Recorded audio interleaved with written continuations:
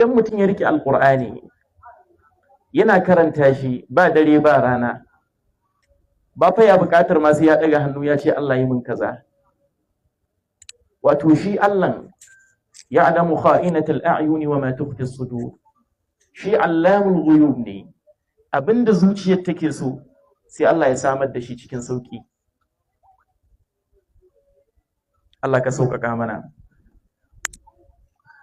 Annabi sallallahu alaihi wasallam ya ce, kun ga wannan zukata da kuke ganinta, wannan zuciyar da kuke ganinta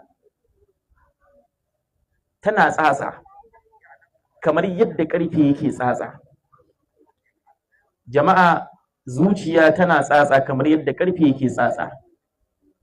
Sai sahabban manzon Allah sallallahu alaihi wasallam sai suka ce da shi, ya Rasulullah, to menene zai zama mawanki, abin da zai wanke wannan tsatsar?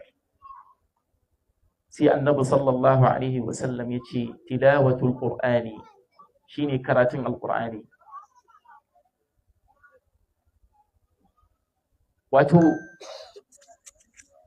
tilawar alqur'ani, karanta alqur'ani shine abin da yake wanke dattin zuciya, shine abin da yake wanke tsatsar da take cikin zuciya.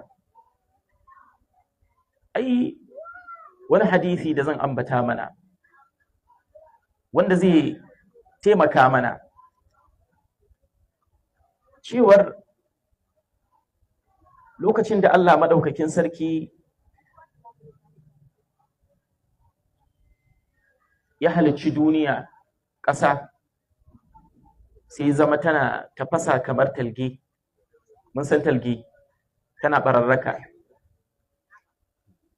Sai Allah maɗaukakin sarki sai ya jefa mata duwatsu, sai wannan duwatsun suka rike ƙasa. Shi yasa in kai haka zaka tarar da dutse. Wal jibala awsaha, sai suka rike wannan ƙasar. Sai mala'iku suka ce, ya Ubangiji, shin akwai wani abu da ya kai wannan dutsen a gurinka? Sai Allah maɗaukakin sarki ce, ƙwarai da gaske. Ya ce, akwai. Suka ce, mene? Ya ce, ƙarfe. Ƙarfe yana fasa dutse. Sai mala'iku suka ce, ya Ubangiji, akwai abin da ya fi ƙarfe ƙarfi?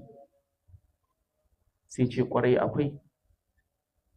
Suka ce, mene? Sai ya ce,